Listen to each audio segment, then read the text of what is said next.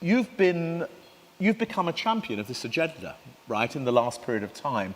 So what inspired you to start focusing on climate, sustainability, renewal, and all of that? Well, I suppose I'm up here more like as a punter, I suppose. I'm like a sustainability fan rather than a sustainability expert. And obviously I've worked in the world of design and repurposing buildings, which is effectively what an interior designer does, for 30 years. And like everybody, like every human being, worrying a lot about the climate emergency and feeling that anxiety and trying to find ways that we can do small things that are manageable. I mean, I think some of the stuff that we've heard today has been so inspirational, and I feel really, really uplifted by some of the massive ideas these incredibly clever people and organizations are coming up with.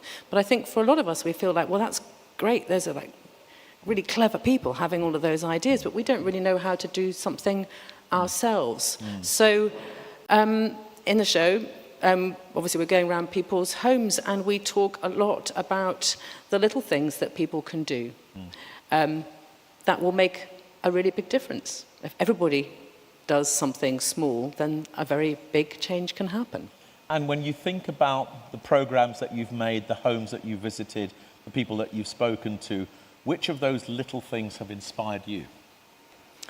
Oh, that's a really difficult question. I'm always impressed by homes where people have made an enormous emotional or atmospheric impact by doing as little as possible. Right. I mean, as a kind of generalization, I suppose.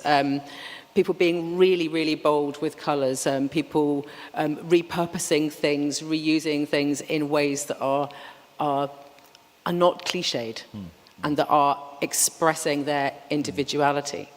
And I think that there is a way forward where people can refurbish their homes in ways that last indefinitely, that things that can be passed through generations, but that also tell people about who you are.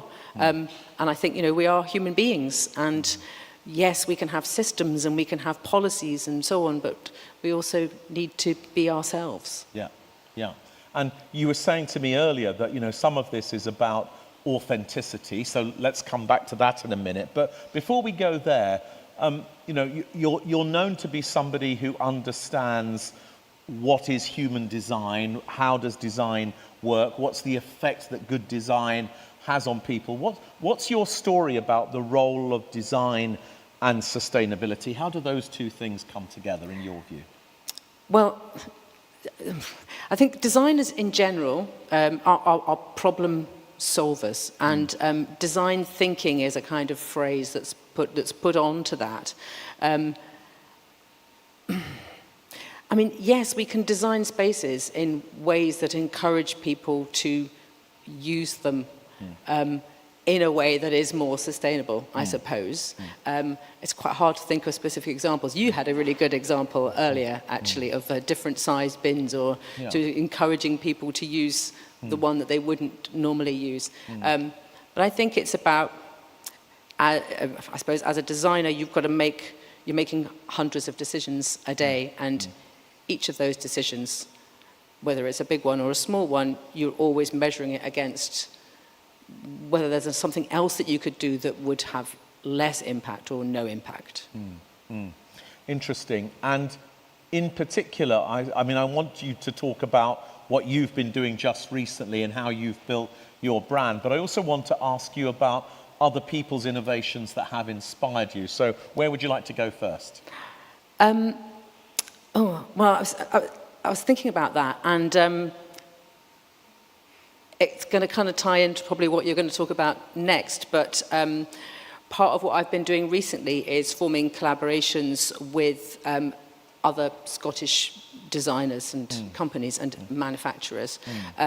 And something that I think is very important, something that we've not really touched on today actually, is manufacturing in Scotland, and sourcing things closer to where you are is huge. So this is, I think when you get a problem and you assume that you sort of, the solution isn't necessarily what you think it's going to be. So with wallpaper, for example, anybody that's ever had wallpaper put up in their home knows that they'll end up throwing a lot in the bin because of the pattern repeat. And that's something that's always bugged me. And I would say to my decorator, oh, hide all the bits that you've cut off in the van, because if the client sees them, we'd be really upset about how much waste there is, because that wallpaper is really expensive. And you wouldn't think that the solution would be to have a wallpaper that doesn't have a match. But that's what Glasgow company No Rules came up with. So I've been collaborating with them to create a No Rules wallpaper where there is no pattern match, so you have almost no waste. And I think that's that kind of left field design thinking being brought to a problem that has existed for, hundreds, maybe hundreds of years. Who knows how long has wallpaper existed? That's exciting, and that's something that brings joy and brings something new and life enhancing, as opposed to it always being a sacrifice to do something that's sustainable. Yes, I think people can understand when you say there's forms of design that reduce waste, but then when you imagine it as wallpaper, it actually really comes to life, doesn't it? Yes, and it's something joyful and positive. Yeah. So tell us, because some of us were at dinner with you last night and you gave us a wonderful story of your current venture, the brand that you're building and what it's doing. Tell us a little bit about that, because not everybody was there. Oh, right, okay, thank you. So, on the basis that, and I said this at a talk recently and people were a little bit horrified, but just by existing, we are harmful to the planet. So if we accept that just by existing, it's already a compromise, that we all do want to have beauty and joy in our lives, but we want to do it in a way that feels okay, feels like we're not doing harm. I decided to start my own brand just before Christmas, and it was a tricky thing to decide to do, because I'm in this world where interior designers are trying to encourage people to buy more stuff, and I'm trying to encourage my clients to reuse their stuff that we shouldn't be consuming, but we do, and we want to. And if we are going to, then we should do it in a way that's as responsible as possible. And responsible is a loaded word. I was discussing that with somebody at one of the breaks. And I accept that it's a work in progress, but I set myself a kind of challenge to create a brand that was not based on fashion, because I actually think that things being fashionable is part of the problem with consumption and waste. So to create a brand which is not relating to any kind of interior trends at all, and to create it as sustainably as I possibly can, and to have it made as close to home as possible. So 90% of it is made in Scotland. If it's not made in Scotland, it's made in the UK. All of the materials are natural. If it's cotton or linen, it's unbleached, organic where possible. And I see it as a work in progress. It's not perfect. And I'm actually really enjoying the challenge of trying to create something beautiful that's also sustainable. And it sounds to me, in the textbooks they say that innovation is a product of constraint. And it sounds to me like you've adopted a position of constraint, that you'll only source materials that are local, you'll only source things that are organic, you'll only source things that don't have a pattern that means that they'll be out of fashion quickly. You've created a constraint, and around that you're innovating. Is that fair?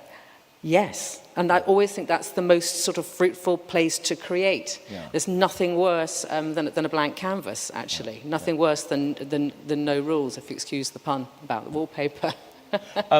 Now, I'm sure people, I was very fascinated by what Anna said when I heard her first describe this last night. So I became interested in all the things I might be able to buy. If we ask her nicely, she might tell us what's in the range. So why don't you just talk about that for a moment? And then we've got a few questions from our audience. Okay, I'm looking forward to some questions. Yeah. So I've got cushions where the covers are printed in Ayrshire and the pads are made from waste wool in Yorkshire. I've got woolen throws that are woven in Perthshire by one of the oldest tartan mills in Scotland. I've got home fragrances that are also made in Ayrshire, soy wax, not petroleum wax, obviously. And what else have I got? I've got stationery, again, printed here in Scotland. All of my paper products are all unbleached and recycled paper. Art prints, mugs, got some tea towels for a little bit of fun. Yeah, and I'm working on new collaborations like this one that's literally just kind of launched in the last couple of days with No Rules wallpaper, but I'm also talking to other Scottish designers and manufacturers about some really exciting things that can be added to the range. So it's like a project, I suppose. Yes. So one of our delegates says, are you able to produce these more responsible products in a way that is also accessible for many consumers, or are they very expensive, I think is the question. Yes, I think that is the challenge, and I think that I'm asking questions of my suppliers, like the supplier that does my cushions. They're like, do you want them? They automatically would send each individual cushion wrapped in plastic. And I had to make a very specific request for them not to, and then to source compostable ones for them to use. So they have a special bay for me with all my special weird eco stuff. And I think it's important for people like me to be asking those questions to encourage suppliers and manufacturers to adopt more sustainable practices across all of their operation. And until they do that, then the cost comes to me. It's not cheap. So that's why I have some things that are more fun in the range, like the tea towels. Like the tea towels, because because I want everybody to be able to have something in their home that I think is kind of cool. And I'm constantly working on finding ways of being more sustainable and getting the cost down, and that will come with hopefully scaling. If I can place larger orders, then I can get the unit cost down. But the main way that I'm keeping the cost down is by not selling into retailers, because retailers will have a margin of 2.5 times what I give it to them for. So all the distribution is independent? Yes. So that way is the best possible price to the consumers by buying direct from AnnaCampbell-Jones.com. Right, AnnaCampbell-Jones.com, I think you said. Now, did I say that? I think you did. Gayatri was asking the question, how difficult did you find it to find the producers and suppliers who could produce the material at the quality that you wanted and with the right values and to have been produced in the right ways? I mean, not easy, but quite fun. I mean, I quite like a challenge. I quite like, talking to people. Just went and spoke to lots of different people and asked around. And obviously, I've worked in the interiors business for a really long time because I'm really old. So I know quite a lot of people that I can phone up and go, who makes that for you? And I did get a lot of people going, you get it so much cheaper if you get it made in China or whatever. And I was absolutely determined not to do that. It's a work in progress. I'm constantly asking people, but it wasn't easy. It wasn't easy, but it was enjoyable. It shouldn't be, I don't know, maybe things that are really rewarding aren't easy. And there's a question that's come in that's asked in a very direct way, so I'm going to give it to you in a direct way. Why not make use of existing stuff rather than new stuff in your designs? Haven't we reached peak stuff, they say? Well, yes, that's a very good point. And certainly with all of the projects that I do, I encourage my clients to reuse as much of their stuff as they possibly can. I suppose what I'm talking about is that it's not absolutism, that people do still want to have some new things, that actually if you get a couple of new cushions to cheer up your sofa, that's much better than buying a new sofa. It's much better if you can make your home feel more you. Maybe you don't have to move house or build that extension. That it comes back to what I was saying earlier, that it's shades of grey. We exist, we want to express ourselves, people will want to do stuff just by existing that's not good for the environment. And I kind of feel like we shouldn't beat ourselves up too much. I want to come back to this issue with you in a minute, but we've got 2 more questions first, if that's okay. One person, by the way, there's a lot of entrepreneurs in the room, and they're always thinking about business models. So one person says, Anna, have you considered that instead of selling your product range, you could have a leasing model or a hiring model so that people could borrow some of your stuff, give it back again, you know, a kind of sharing model where people would pay a lease to use some of it? I hadn't thought of that. No. Do you like that idea? Possibly not the tea towels. I'm trying to think. Well, obviously not with.